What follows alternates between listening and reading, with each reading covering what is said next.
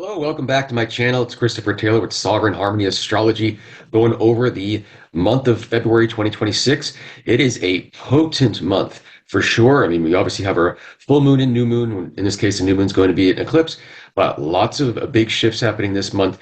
We're really getting on the other side of that whole, what I've been talking about for months now, the whole, caterpillar becoming a butterfly phase. So we're about to enter the other side of that phase here once you get into March. So this is leading up to that. So what we see here is what's happening in February. So we got the full moon starting us out on the first. Uranus turning direct, so it's going to be its last trek through the final degrees of Taurus. That's going to be important. Mercury is going to be entering Pisces. That is going to last over 2 months because Mercury will retrograde, and that'll start at the end of this month. Saturn is going to enter Aries. Okay, so that means that our coveted Saturn conjunction to Neptune at 0 degrees Aries is on its way, and that will happen later this month on the 20th. We have the start of eclipse season with a solar eclipse at 29 degrees Aquarius. That'll be followed by an eclipse in early March that we'll talk about. This also ushers in the year of the fire horse, so Chinese New Year. So things are starting to take off essentially. And then again, we'll get to that Mercury retrograde. So we'll take them one piece at a time. So full moon and Uranus direct, we'll look at those together because they're happening within a couple days of each other.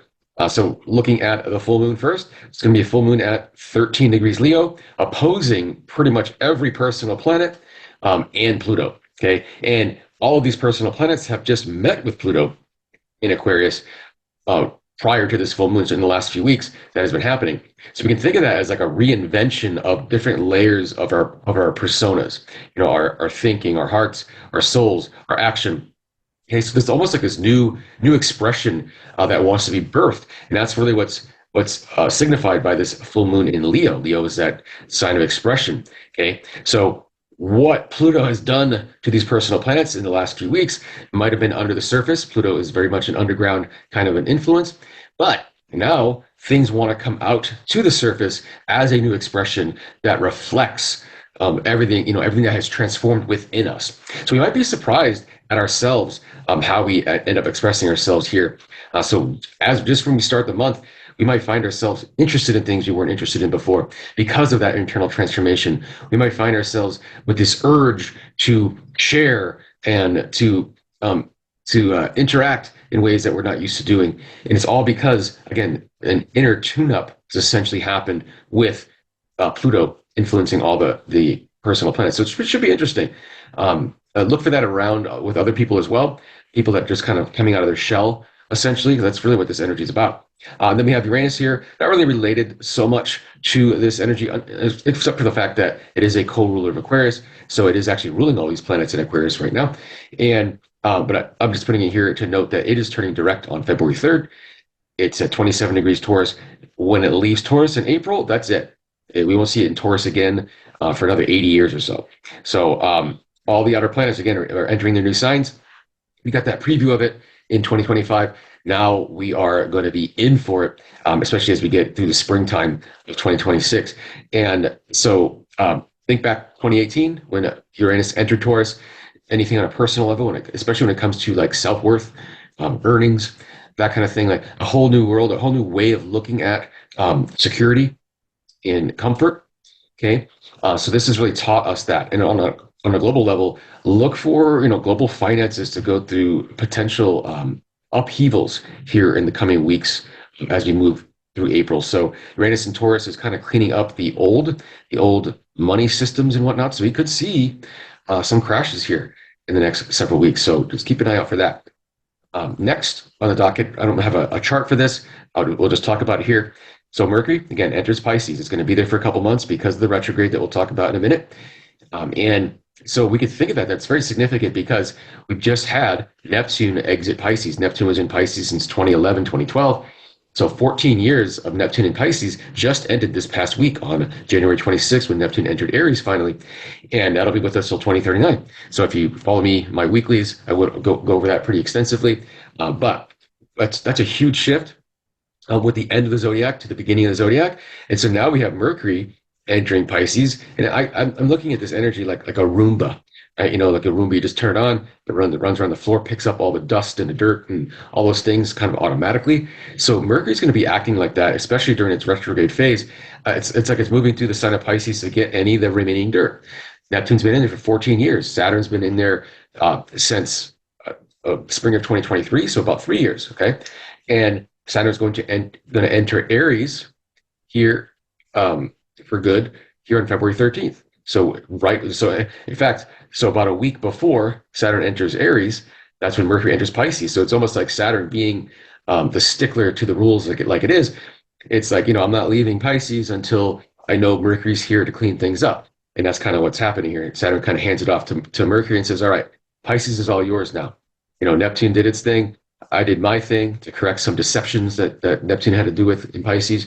And now Mercury, pick up all the little dirt. So we're heading into Aries, and things are going to move forward quickly, especially because we're in this year of the fire horse that's coming up. Okay. So when Saturn enters Aries too, this is ushering in a time of self-responsibility.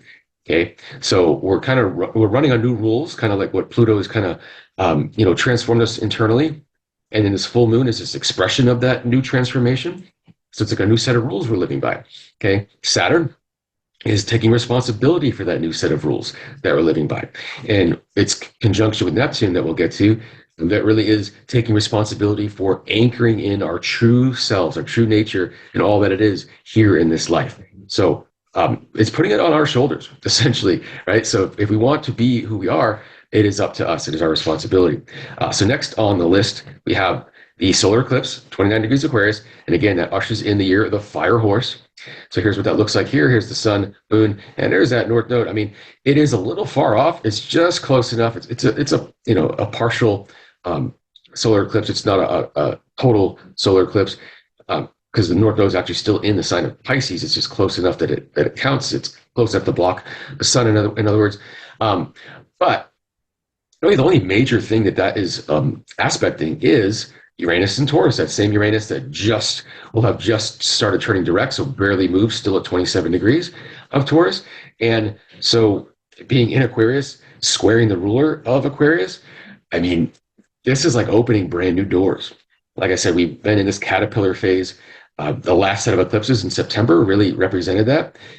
Going into that goo phase, we've been in that goo in between since those eclipses happened till these eclipses are happening. So now we're really starting to come out of that chrysalis, and the first steps of that with this solar eclipse, it's, things just want to take off. It's the year the fire horse ushers in. It's a lot of movement and things want to be different. Okay. Aquarius is very much about things being different. So with this whole new self that has kind of developed here in the last few weeks with Pluto touching those personal planets, this new expression that wants to come out with that full moon in Leo. And now we have this solar eclipse that's saying, hey, now that we are this different person, essentially, where do we go from here? Is the sky the limit? Maybe it is. And so it really is about reassessing what our patterns have been, what our habits have been, what our status quo has been, because as we head to the spring here, it's time to make some big changes. If big changes have been on the docket for a while, this is going to be the time. Okay. Next on the list is that Saturn conjunct Neptune in Aries. I don't have a chart for it. It's pretty self-explanatory. They're both at 0 degrees Aries. I have an entire YouTube video on this channel. If you're watching this on YouTube, you can scroll down, find it. It's the Saturn Neptune conjunction at 0 degrees Aries. It's on there. I actually have a playlist. It's split into 5 parts, so you can watch it in parts.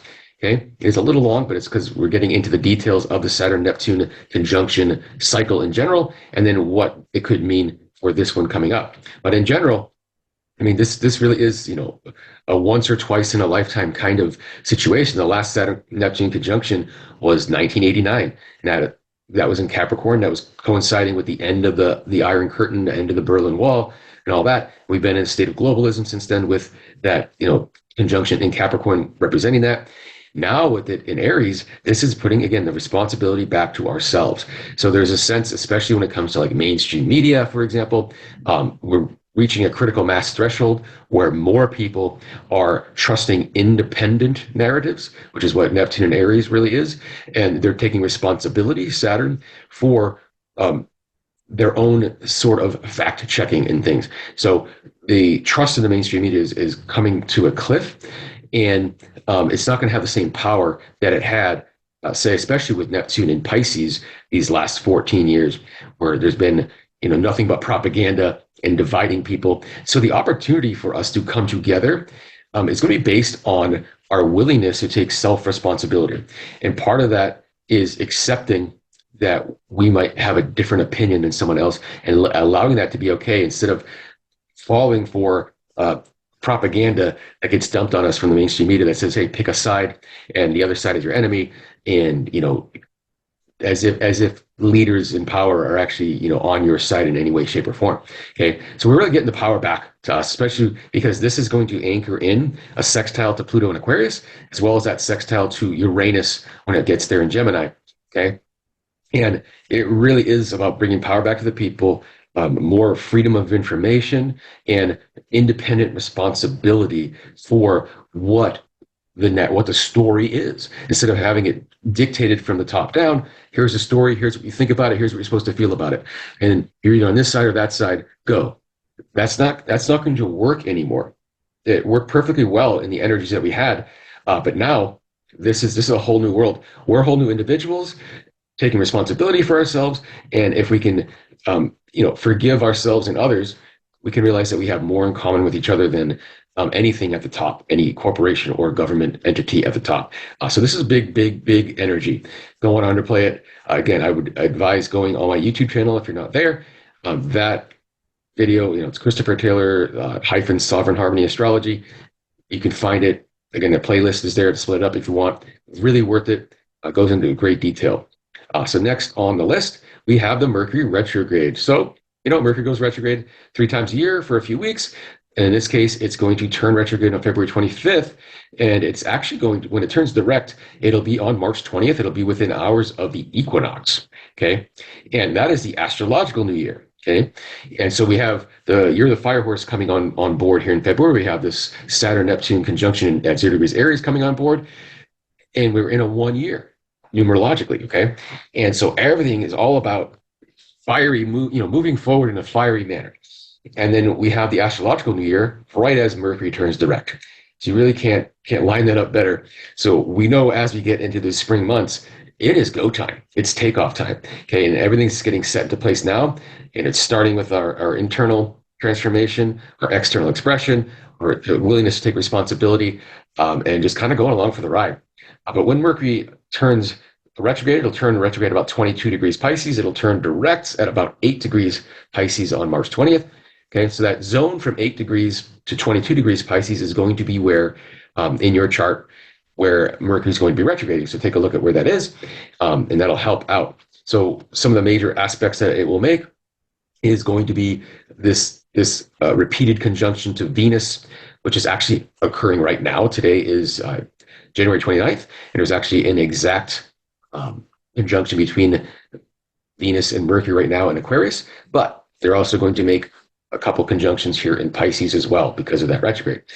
And then also the North Node is going to be aspected by Mercury and the Sun as well. So we're going to have, that's going to be the zone plus the trine to Jupiter up in Cancer. So there is a sense, like I said, it's moving around like a Roomba. It's cleaning up the mess, and at the same time, it's kind of expanding a lot of this healing and growth that we've gone through in these last several months.